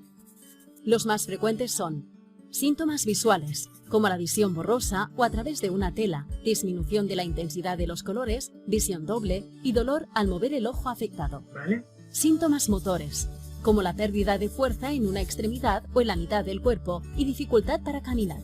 Síntomas sensitivos, como sensación de hormigueo, entumecimiento, acorchamiento, quemazón o tirantez de cara, tronco, brazos o piernas. Síntomas de coordinación y equilibrio, como el mareo, con sensación de inestabilidad, como si fuera caminando por un barco en movimiento, o falta de coordinación. También son frecuentes los síntomas sexuales y de esfínteres, como incapacidad para retener la orina o la dificultad para evacuar todos los días. Otro síntoma muy característico de la esclerosis múltiple es la fatiga, que es la sensación de cansancio, sin demasiada energía física o mental y que no tiene relación con una actividad realizada previamente. La persona afectada puede recuperarse completamente del brote. Cuando la recuperación no es completa, se quedan secuelas que pueden llevar, por ejemplo, a la dificultad para caminar. En la actualidad disponemos de tratamientos para evitar que los síntomas aparezcan, pero también para tratar los síntomas cuando ya están presentes. Espero que esta información te haya ayudado. Pues muy rápidamente nos ha dicho la clasificación de los cuadros que hay: remitente, recurrente remitente, secundaria progresiva, primaria progresiva, progresiva recurrente. ¿A qué hace relación esto? A los brotes, al distanciamiento entre brotes y entre la gravedad entre los brotes que hay. ¿De acuerdo? Normalmente suelen ser recurrentes remitentes la forma más común, en la que hay un brote, pasan unas semanas, unos meses, no hay hay una remisión, no hay nada de brote y aparece de repente. ¿De acuerdo? En este caso a nosotros, nosotras, entre comillas, nos da igual qué tipo de clasificación le demos. Tenemos que ver cómo actuamos con ellos, ¿vale? Aquí hay un cuadro que, como habéis dicho muy bien en el vídeo, pues hay una neurosis óptica, pérdida de visión, una diplopia, ven doble, hay una fatiga que es casi siempre persistente, ¿vale? Hay depresión, hay labilidad emocional, hay dolor, ¿de acuerdo? A partir de otras muchas patologías, como veis aquí, pero casi siempre la fatiga, el dolor, la depresión y las alteraciones visuales junto con los trastornos en las extremidades, ¿de acuerdo? Esto dentro de la sintomatología. El tratamiento para nosotros, importante, la terapia modificadora de la enfermedad, tratamiento en las recaídas en los cuadros agudos y tratamientos sintomáticos. Para nosotros, dentro de la terapia modificadora de la enfermedad, que son inyectables, ¿vale? En este caso interferón, terapias orales de medicación oral, fingolimod normalmente, o fumarat, de fumarat, anticuerpos monoclonales y trasplantes de células madre, ¿de acuerdo? Eso no se hace todavía mucho, pero está ya en marcha, ¿vale? La reducción en la sintomatología de los brotes, ¿vale? Evitamos que los brotes sean menos fuertes. Corticotropos, siempre en piel, inyectados, ¿vale? O bien en gel, plasmaféresis y glucocorticoides, en este caso por vía intravenosa. Nosotras, esto no lo administramos, simplemente para que lo sepáis. Y tratamientos sintomáticos, pues tenemos que tratar las complicaciones secundarias a la enfermedad, como son los trastornos intestinales, la fatiga, el dolor, la depresión, los trastornos espásticos, los temblores, los problemas cognitivos, ¿de acuerdo? Terapias físicas, reflexoterapia, meditación, ozonoterapia, cualquier forma de estilo que sea mejor o que le vaya mejor a la persona. Cuidados generales, igual que lo hemos plasmado en las anteriores patologías, no hay nada diferente, pero sí que aquí intentamos paliar temblores, paliar dolor, ¿vale? Importante. Aquí, dentro de las actividades básicas como hemos manejado antes, importante, aconsejable dieta Turmis para evitar atragantamientos, posición adecuada del paciente y lo mismo. Va a ir perdiendo capacidades y el paciente va a utilizar o va a acabar utilizando una sonda tipo PEG, una endoscopia gástrica percutánea que la pones en el estómago directamente para evitar la sonda nasal. Descanso igual que antes. En el caso de la comunicación tendremos que utilizar en algún momento productos de apoyo. Los productos de apoyo en este caso van a ser informatizados porque la persona no va a poder hablar. A nivel vestuario, higiene y movilidad, las mismas normas en el vestuario: usar velcro, ropa cómoda, ropas que la persona le guste en la medida de lo posible. En la higiene igual, y en la higiene importante, evitar laxantes, evitar que la persona esté yendo muchísimo al baño. ¿Por qué? Porque eso en ese tipo de cuadros, en ese tipo de brotes, es peligroso para la persona. Y en el caso de la movilidad, importante, en las fases de brote, cuidado con las úlceras por presión, ¿de acuerdo? Importantísimo. Enfermedad de Huntington, ¿vale? Enfermedad de Corea de Huntington, ¿de acuerdo? Voy a poneros un fragmento del vídeo para que veáis cómo es el Corea de Huntington. El exceso de huntingtina en el cerebro. ¿Vale? Hay un exceso de huntingtina en el cerebro, que es lo que provoca la enfermedad. ¿De acuerdo? Genética. Pienso que lo llevo regular, porque tengo a mi mujer, a mis hijos y tengo que seguir luchando.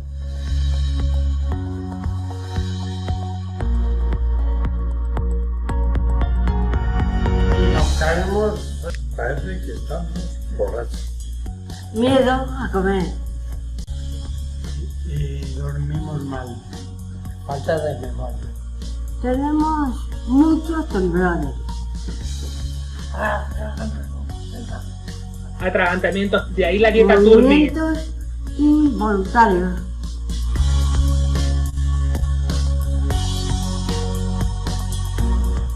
Miedo a los médicos. No tenemos ayuda de ningún tipo. Y te sientes solo. Por culpa de esta enfermedad no puedo conducir. Sí tengo carne, pero no puedo utilizarlo. Porque los movimientos de evolución de grupos de amigos. Y tenemos que juntarlo todo en post-it para que se vea. Porque no tenemos memoria.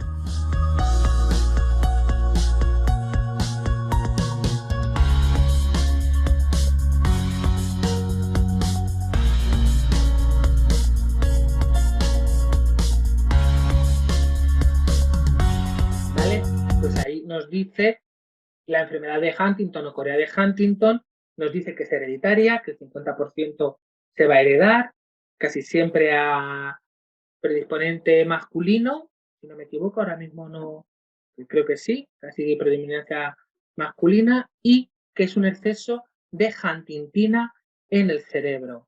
Nos dice que es una prueba genética para diagnosticarlo, igual que una prueba sanguínea, y hay un test prenatal, en este caso podemos saberlo con anterioridad si el padre progenitor ha tenido. Nos dice los trastornos motores, que lo habéis visto en el vídeo, pues movimientos involuntarios, que son los que se llaman coreas, son involuntarios, distonias, importante la deglución muy alterada, por eso decíamos antes lo de la dieta Turmis, problemas a la hora de la marcha, muecas, movimientos exagerados, hay problemas cognitivos, la impulsividad, la bradicinesia, la falta de flexibilidad, y sobre todo trastorno mental, la depresión lógicamente, aparece el aislamiento social que lo decían muy bien en el vídeo y una labilidad emocional lógica y clara de estar todo el día con ese movimiento, con ese trastorno motor, ¿de acuerdo? En este caso el tratamiento suele ser medicamentoso con haloperidol o tiapridal, trastornos psiquiátricos con antidepresivos y las rigideces con botos, con clostridium botulínico, con toxina botulínica, ¿de acuerdo?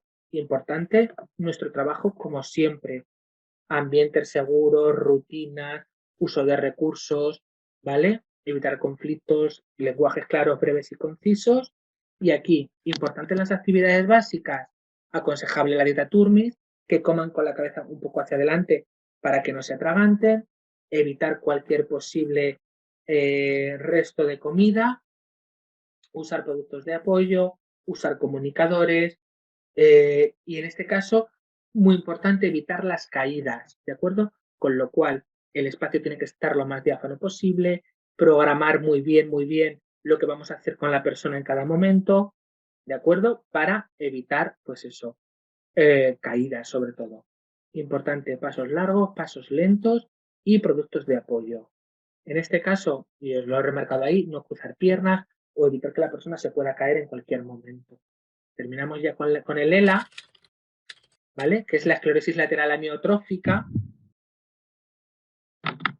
Sé que vamos muy rápido, pero a Quiero ser médico. En el vídeo de hoy te voy a hablar de la esclerosis lateral amiotrófica. Esta patología es la forma más frecuente de enfermedad progresiva de la neurona motora.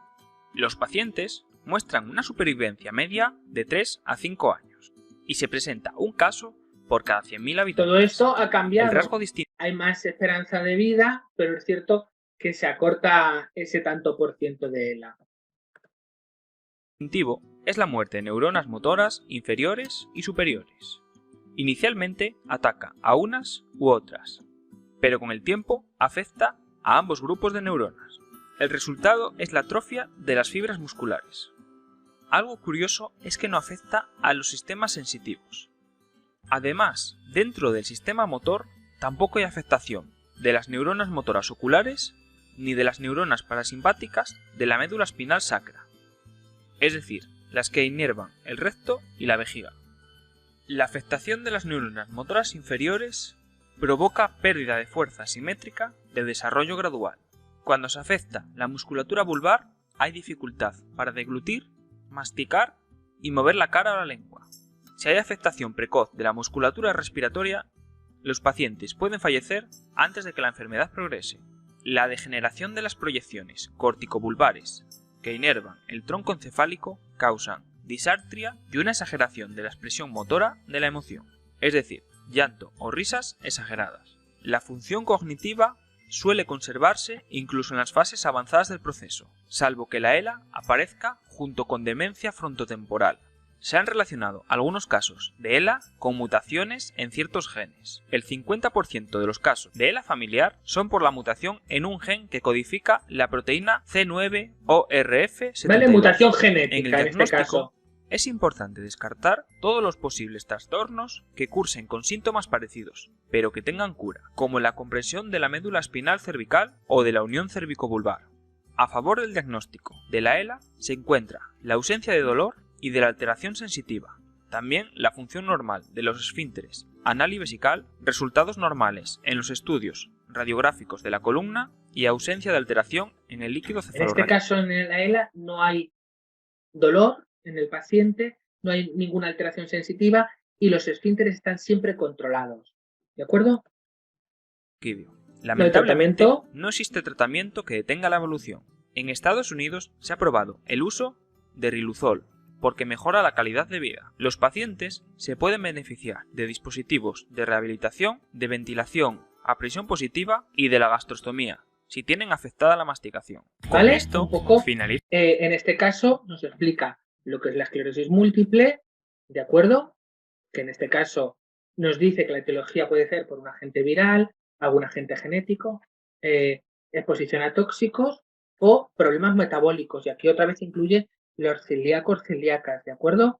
Habla de la ELA esporádica o de la ELA familiar, como decía en el vídeo, el diagnóstico, cómo se realiza, con punción lumbar, con analítica sanguínea o con una electromiografía, que duele bastante, que se hace en la mano, ¿de acuerdo? Y el cuadro clínico de tropiezos, de fatiga, de caída de objetos, de calambres, de tic.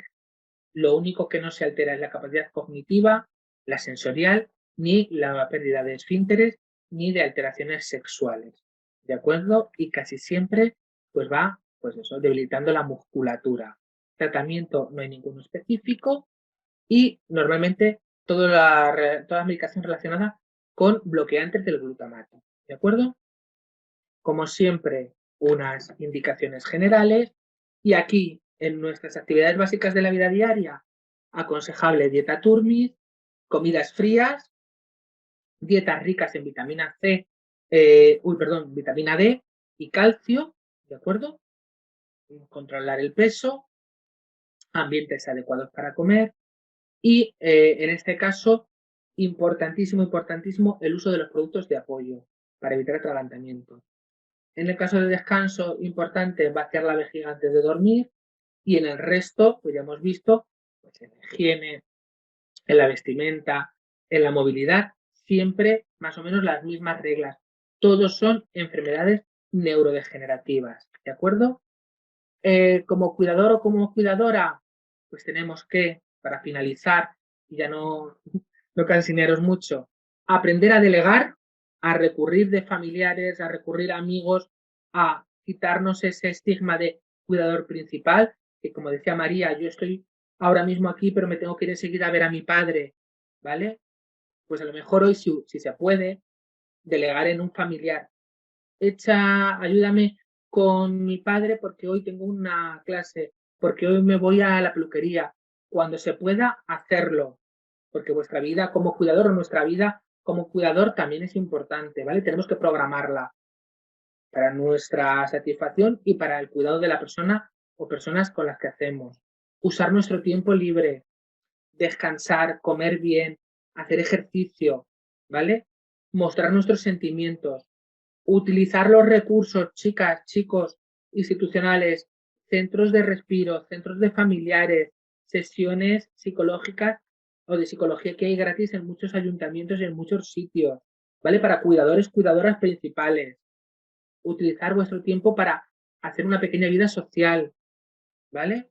A compartir con la persona momentos, ¿vale? Con la persona que cuidáis podéis compartir momentos. Si yo necesito salir, puedo salir con mi padre, María puede salir, hablo de María como por poner un ejemplo, ¿de acuerdo? Salir a que me dé el aire a mí y a mi padre a la vez, ¿vale? Compartir esos espacios. Y sobre todo, permitiros equivocaros. No somos perfectos. Un día, yo explico aquí todo y explicamos muy bien, y un día se puede estar más enfadado como cuidador o que nos moleste, que nos digan, para eso te pago, me lo tienes que hacer. O como estoy en una residencia, como decíamos por ahí antes, como decía Elizabeth, que tengo que ir súper rápido y que no atiendo al 100% como debo a la persona. Tenemos que permitir equivocarnos. ¿De acuerdo?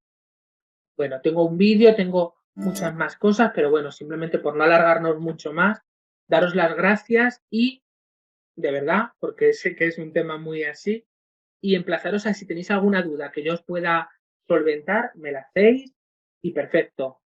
Venga, alguna cosita, alguna duda, alguna aclaración, darle al micro, chicas. Yo te iba a preguntar una cosa.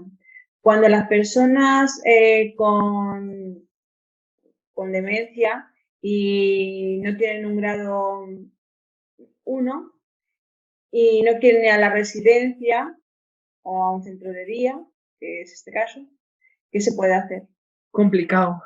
Hay centros de respiro que no son tantos días y no es tanto tiempo el que pueden estar, ¿vale? El centro de respiro a lo mejor son 2 horas. No sé en qué localidad vive, Rosa, no sé si dispone en San Clemente de Cuenca. ¿En San Clemente? San Clemente de Cuenca. Vale. No sé si en San Clemente habrá, ¿vale? Centro de respiro. Lo que sí puedes hacer, y si lo necesitas, es hablar con los servicios sociales, y si hay centro de día, que en San Clemente sí que lo hay. ¿Qué hay? Sí, lo conozco además. Puedas llevar a tu familiar ciertos periodos de tiempo de adaptación. Igual que ahora se ha puesto de moda los niños en la guardería y en los colegios que van X tiempo, con un familiar podemos hacerlo así. No te van a poner ningún problema. Aunque el avance, aunque no tengas un diagnóstico claro, aunque no tengas, ¿vale? Sí que lo vas a poder hacer así. El diagnóstico lo tengo claro. Lo que pasa es que ella ha ido al centro de día y ahora cuando la pandemia, pues claro, se cerraron y ahora no quiere volver. Y entonces tenemos muchos problemas. Cada vez está perdiendo mucho, porque físicamente, pues como está todo el día en la casa y se acuesta mucho, pues tenemos más problemas con ella. Y la agresividad es más agresiva cada día. Claro, todavía está más cabreada, con perdón, consigo misma y lo paga con el resto, claro, eso está claro. Con lo cual, no sé si volver a ofrecerle la posibilidad de que vaya un día en semana, de que eso luego se pueda prolongar a 2 días, ir un poco progresivamente volviendo, porque ya conoce el espacio, ya sabe lo que hay. Con lo cual, hablarlo con los servicios sociales y que poco a poco pueda utilizarlo progresivamente. Sería la mejor forma que yo veo ahí, porque otro tipo de recurso, que alguien vaya a su casa, no lo va a llevar bien, a vosotras os va a quemar, y yo creo que a lo mejor la ayuda, no sé cómo si a lo mejor la ayuda a domicilio podría venirle bien. Ayuda a domicilio le puede venir bien. La ayuda a domicilio sí la tiene. Claro, le puede venir bien a nivel de que le limpie, personal, a cocinar, pero no para que ella salga y que ella haga cosas. Eso es, porque eso es muy poco tiempo el que tiene. Claro, pues Rosa, yo lo propondría, pues un poco como los chicos pequeños, un día a la semana. Proponer eso, ¿vale? Proponlo con los servicios sociales y a ver si qué tal. De acuerdo, vale. Más cosillas. Pero claro, yo tampoco sé el recurso de tu localidad, no sé cómo funciona, no sé, pero sí que la pauta está en, pues como las economías de fichas de los niños. Venga, un día ya te dejo tranquila y voy a ir poco a poco, hasta que retome. Y cuando ella coja el gusanillo de otra vez las actividades, los compañeros, el tal, pues a ver si con esas. Venga, más cosillas. Gracias, me tengo que ir.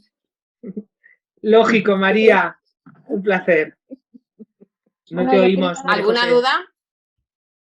No, yo quería darle las gracias porque, como ha dicho la compañera, a nivel residencial no solamente es el problema del tiempo, de poder atender a las personas como queremos, sino también es que muchas veces te encuentras como un combo, como muchas patologías ahí a la misma vez. Entonces es bueno estas formaciones, y animo a todas las personas que puedan a formarse cada vez más, porque cuanto más conozcas todas las patologías que puedan haber y la forma de tratarlas, pues vas a estar mejor preparado.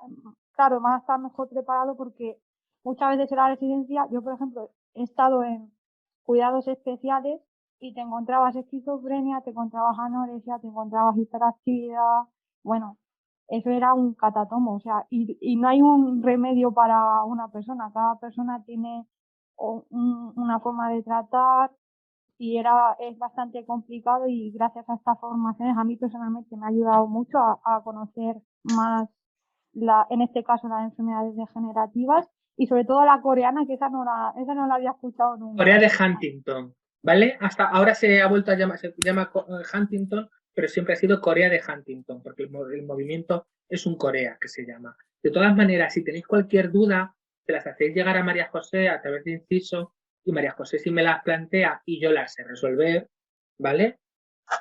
Os lo resuelvo, ¿de acuerdo? Os lo hago saber. Muchas gracias. Venga, un placer, chicas.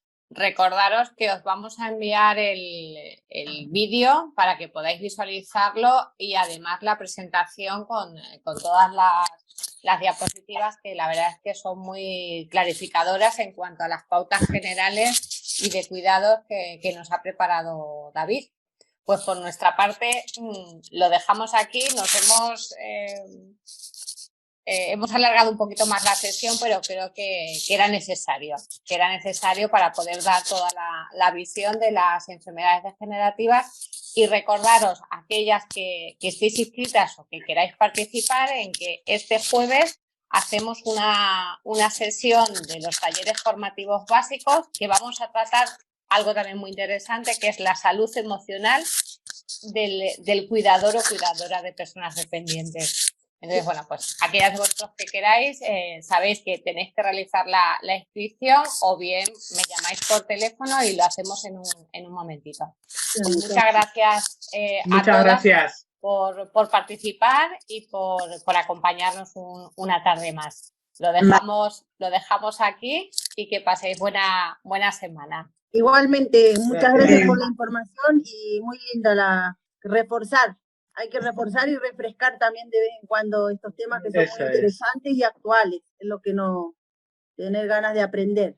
Efectivamente. Siempre se aprende un poquito más. Pues nada. Siempre se aprende, sí. Muchas gracias. Gracias a todas por participar. Hasta el jueves, yo estoy inscripta para el jueves. Perfecto, pues nos vemos a las 4:30. Muy bien. Vale. Venga, muchas gracias. Un saludo a todas. Igualmente, un saludo. Hasta luego.